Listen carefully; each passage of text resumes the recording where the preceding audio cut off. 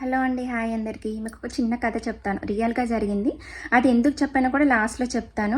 ఒక అక్క చెల్లెలు ఉంటారు. చిన్నప్పటి నుంచి కలిసిమెలిసి ఉన్నారు. ఇంకా పెళ్ళైన తర్వాత కూడా ఒకే కాలనీలో మంచిగా కలిసిమెలిసి ఉన్నారు. చెల్లి వాళ్ళ ఇంట్లో గొడవలు జరుగుతున్నాయి. చెల్లికి వాళ్ళ కొడుకు ఎవరో అమ్మాయిని లవ్ చేశాడని చెప్పి ఇంకా వాళ్ళ ఇంట్లో గొడవలు జరుగుతున్నాయి. అప్పుడు చెల్లి అక్కకి కాల్ చేసి, "అక్క మా ఇంటికి రావా, బాగా గొడవలు అవుతున్నాయి, ఒకసారి రా మా ఇంటికి" అంటుంది. అప్పుడు అక్క వాళ్ళ ఇంటికి వెళ్ళేసరికి చెల్లికి వాళ్ళ కొడుకుకి పెద్ద పెద్ద గొడవలు జరుగుతున్నాయి. ఫోన్లు కింద పడేసుకుంటున్నారు, సామాన్లు కింద పడేయడము, ఇంకా పెద్ద పెద్దగా అరుచుకుంటున్నారు. ఇంకా తిని చెప్పిన మాట వాళ్ళు వినట్లేదు. అప్పుడు అక్క ఏమనుకుంటుంది, 4 రోజులు తల్లి కొడుకులు దూరంగా ఉంటే కొంచెం గొడవలు తగ్గుతాయి, ప్రశాంతంగా ఉంటారు కదా అని చెప్పి చెల్లి వాళ్ళ కొడుకుని వాళ్ళ ఇంటికి 4 రోజులు ఉందుగాని రా అని చెప్పి తీసుకెళ్తుంది. అక్కడికి వెళ్ళిన తర్వాత చెల్లి కొడుకు ఏం చేస్తాడు, వాళ్ళ ఫ్రెండ్కి కాల్ చేసి, పెద్దనాన్న నా లవ్కి సపోర్ట్ ఉంటానని చెప్పారని అబద్ధం చెప్తాడు. ఆ ఫ్రెండ్ వచ్చి చెల్లికి వీళ్ళ అమ్మకి చెప్తాడు. ఇంకా తను అక్కతో, బావతో, అక్క పిల్లతో అందరితో గొడవలు, మీ వల్లే మా అబ్బాయి లవ్ చేశాడు, మీ వల్లే మా అబ్బాయి దూరం అవుతున్నాడు అని చెప్పి. ఈ 4 years అయింది.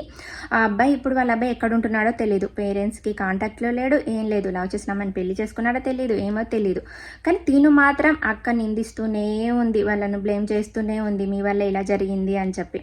ఇక్కడ తప్పవది చెప్పండి. మంచిగా ఆలోచించి 4 రోజులు దూరంగా ఉంటే వాళ్ళ మధ్య గొడవలు తగ్గి ప్రశాంతంగా ఉంటారని చెప్పి ఆలోచించిన అక్కదా, పెద్దనాన్నని అబద్ధం చేసుకొని ఫ్రెండ్తో అబద్ధం చెప్పిన కొడుకుదా తప్పు?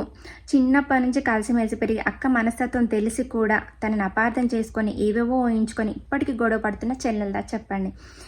ఈ స్టోరీ ఎందుకు చెప్పానంటే, ఇప్పుడు చాలామంది ఇలాగే ఉన్నారు. అక్కడ జరిగేది ఒకటి, వీళ్ళు ఊహించుకున్నది ఏవేవో ఊహించేసుకొని గొడవలు, ప్రశాంతత ఉండదు, ఏముండదు. నా లైఫ్లో కూడా ఇలా జరిగినాయండి, చాలా జరిగినాయి. మాకు అక్కడ జరిగేది ఒకటి, వాళ్ళు ఏవేవో ఊహించుకొని మాతో గొడవలు, కష్టాలు బాధలో ఉన్నాం, చిన్న సాయం చేయమని కోరితే దానికి వాళ్ళు ఏవేమో ఉంచుకొని ఏవేవో గొడవలు చేశారు, మమ్మల్ని చాలా బాధ పెట్టారు. ఆ టైంలో నేను భగవంతునే నమ్ముకున్నా.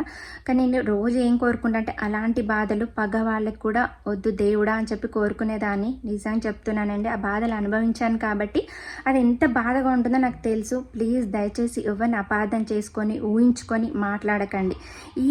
ఇప్పటి రోజులు ఎలా ఉన్నాయంటే, కళ్ళతో చూసింది కూడా నమ్మలేం, అలాంటి రోజులు ఉన్నాయి. అలాంటిది ఏవేవో ఊహించుకొని అపార్థం చేసుకొని గొడవలు పడడం, ప్లీజ్ అవన్నీ మానేయండి. ఏదో సోది చెప్తుంది అనుకోకుండా, నేను పాడిన బాధ ఎవరు పడకూడదని చెప్పి ఇలా చెప్తున్నానండి. ప్లీజ్ వీడియో నచ్చితే ఒక లైక్ చేయండి. నేను చెప్పింది నిజమా కాదా, ఆ ముగ్గులో తప్పు ఎవరిదో కూడా కామెంట్ చేయండి ఫ్రెండ్స్. ఓకే, ఉంటాను, బాయ్.